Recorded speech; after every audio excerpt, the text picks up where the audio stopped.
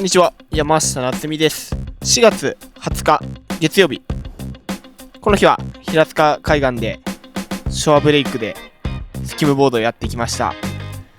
一番台風4号の影響で波サイズがあったかなといった感じで、朝一だけだったかな、この日が波サイズだったのは。最近の低ポイント C テラス前にとんでもないショアブレイクが入ってきてました。波サイズもね、この時間だと40センチぐらいかな。140センチぐらいあって、かなりでかかった。それに加えて波サイズに加えて、潮もう満潮付近で、かなりの水量がインサイドにあって、面白い波でした。久しぶりにこの海外級ショアブレイクを味わいました。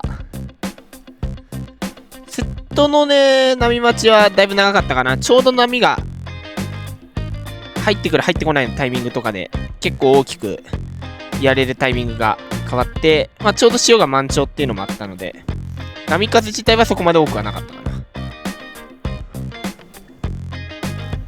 なのでセットの合間がまだチャンスがあるって感じで、セット入っちゃうとダメでしたけど、結構チャレンジできてます。このサイズ感どうだろう、インサイドでも頭オーバーはあったかなっていう風な感じです。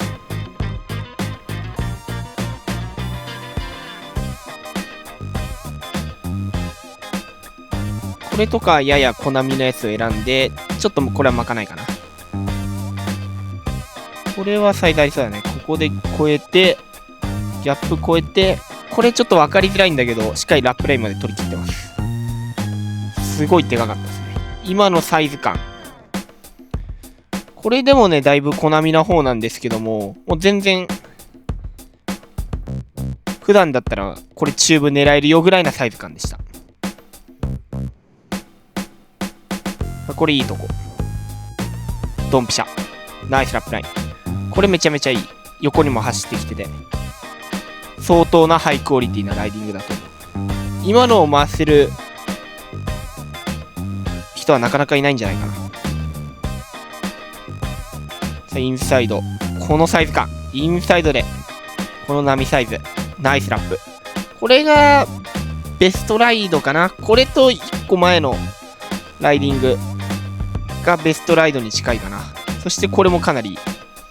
これ手前のデッドウォーターが海見て左から右側に流れたに合わせてパンピングして乗りに来ました。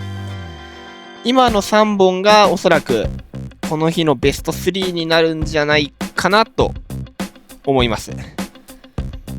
これも先ほどと同じように手前の波が左から右側に流れたのに合わせてサイドウェイを合わせていってダウンザライン狙い、グラブしてうまく抑え込んで、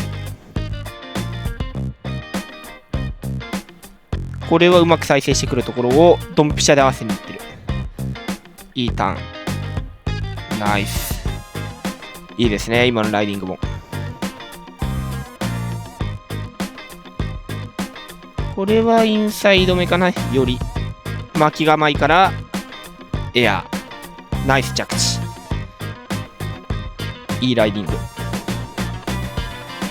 これはちょっとポジションが悪いかな。もう少し左側でしたね。強引にフロントで回したけど乗れなかった。さあちょうどブレイクが残る間の部分だけど、ちょっとテールが踏み切れてないね。もったいない。今のは乗り切れそうな波でした。さあこれちょっと手前のデッドウォーターがひどい。最後落とされましたね。これ確か板がね、そう当たったんですよね。頭をガードしてた手に。なのですごい危険でしたね。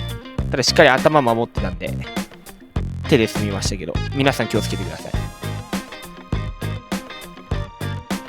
これは悪くないポジション、ナイスラップ、いいライディング。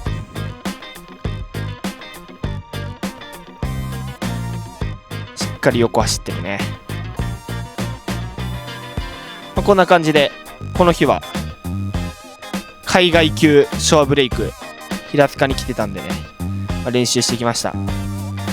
今年の海外戦も視野に入れながら、いろいろ試せる、いい条件だったかなっていうふうに思います。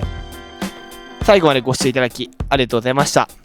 今回の動画が良ければ高評価、チャンネル登録よろしくお願いします。それではまた次回の動画でお会いしましょう。